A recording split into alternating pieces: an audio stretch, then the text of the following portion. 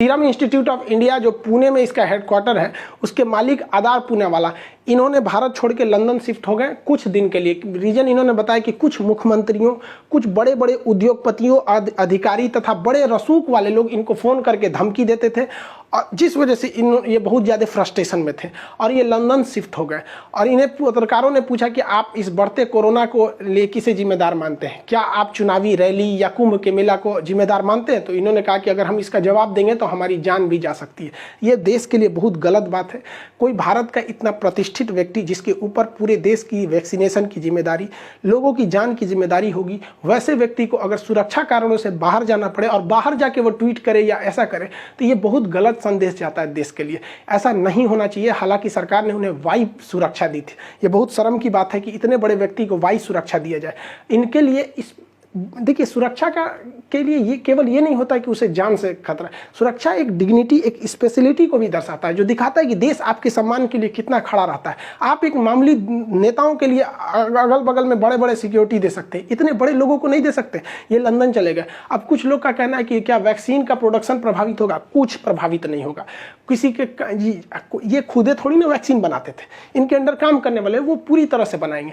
इनका कहना है कि गवर्नमेंट ने मार्च में हमें ऑर्डर ही कम दिया, तो खरीदने वाली कंपनी तो गवर्नमेंट थी, हम बना के क्या करेंगे अगर कोई खरीदेगा ही नहीं। और आप याद कीजिए कि सीरम इंस्टीट्यूट में एक बार आग लग गया था, तो एक तो उस समय प्रोडक्शन प्रभावित हुआ था, एक अभी वर्तमान समय में सीरम इंस्टीट्यूट जो है वो 7 करोड़ डोज पर डे बना रहा है। लेकिन इतनी बड़ी जनसंख्या को पूरा करने के लिए इनका टारगेट है कि 10 करोड़ वैक्सीन के डोज पर डे बनाए जाए।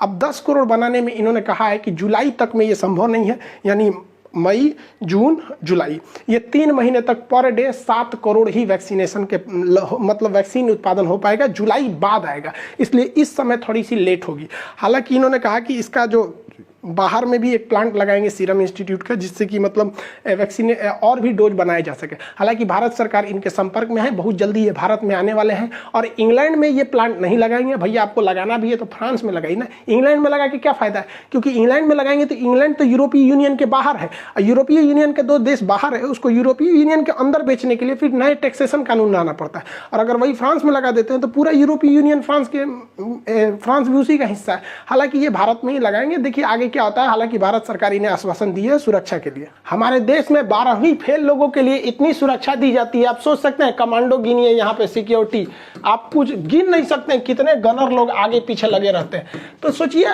सीरम इंस्टीट्यूट के जो आदार पूनावाला है उनसे गलती हो गया। उन्हें हमारी दीदी से सीखना चाहिए, हमारी बहन से सीखना चाहिए कि अगर आप 12वीं फेल रहते ना तो आपको ज़्यादा सुरक्षा दिया जाता। क्योंकि यहाँ बताइए, ऐसे ऐसे लोग को इतना सुरक्षा दिया जा रहा है जबकि जिनके जान पर कोई खतरा नहीं। उल्टा सीधा स्टेटमेंट देती हैं, इनको खतरा अपने स्टेटमेंट की वजह से उल्टा सीधा कुछ भी बोल देती है कि बंगाल में ममता बनर्जी जीत गई, अब बंगाल चौपट हो जाएगा, कश्मीर हो जाएगा, ये हो जाएगा। भाई साहब 10 साल से वही शासन कर रही थी, 5 साल में और कुछ ना होने वाला है। इलेक्शन वगैरह को गोली मारना चाहिए। हाँ, ये बात अलग है कि ममता बनर्जी अगर हार जाती तो बंगाल अमेरिका हो जाता, नासा का हेड ऑफिस बंगाल में आ जाता, यूएनओ का ऑफिस बंगाल में चला आता, भारत को सुरक्षा परिषद में अस्थायी सदस्य मिल जाता, इसरो का लॉन्चिंग से स्टेशन कलकत्ता में स्थापित हो जाता, शायद भारत की राजधानी वापस कलकत्ता शिफ्ट कर दी जाती। अगर ममता बनर्जी हारती तो बंगाल वालों तुम लोगों ने हरवा दिया, हम मेरी दीदी की बात माने रहते तो आज बंगाल अमेरिका हो जाता, पूरी अमेरिका, सिंगापुर सब पीछे हो जाते बंगाल से। बंगाल इतना डेवलप करता है कि भारत से भी आगे चला जाता। हम भारत सरकार से आग्रह करते हैं कि हमारी 12वीं फेल दीदी के लिए इस तरह से हम लोग स्कॉट की व्यवस्था रखें और चारों ओर से बुलेट प्रूफ गाड़ियों में हमारी दीदी को ले जाया जाए, क्योंकि भारत उनके बिना अधूरा है। वो बहुत जरूरी वैज्ञानिक है कोई वैज्ञानिक में इतना पावर जो 12वीं फेल होने के बावजूद इतना सम्मान ले सके? हमारी दीदी के लिए कमांडोज लगने चाहिए। ये जेड प्लस सुरक्षा से काम नहीं चलेगी। यहाँ पर हमारी दीदी के लिए एनएसजी कमांडो आना चाहिए, मार्कोव्स आने चाहिए, गरुड़ कमांडो आने चाहिए। ये कमांडो अगर हमारी दीदी में नहीं लगेंगे तो क्या होगा? और स्पेशली हम मांग करते हैं एयरफोर्स से कि जहाँ जहाँ हमारी 12वीं फेल दीदी चले वहाँ आगे आगे इस तरह के हेलीकॉप्टर चलने चाहिए। हेलीकॉप्टर किस दिन काम आएंगे? और स्पेशल अनुरोध है कि अलग से 5 राफाल जहाज मंगाए जाए और जहां जहां हमारी दीदी जाए उसके आगे आगे ये रफाल जहाज उनकी सुरक्षा में लगे। इसरो को कुछ नहीं कर रहा। इसरो को तुरंत एक सैटेलाइट लॉन्च करना चाहिए और उस सैटेलाइट से स्पेशल सैटेलाइट होना चाहिए उनके लिए, ताकि उनकी निगरानी हो सके। इतने सम्मानित व्यक्ति जिन्हें इतने नेशनल अवार्ड मिले गए हैं उनको केवल जेड प्लस सुरक्षा दी जाएगी? बताइए, ये जरूरी है? सीरम इंस्टीट्यूट वाले को, आधार पूना वाले को बहुत जरूरी है, वो सिपाही दे दीजिए, बहुत हो गया यहाँ पर।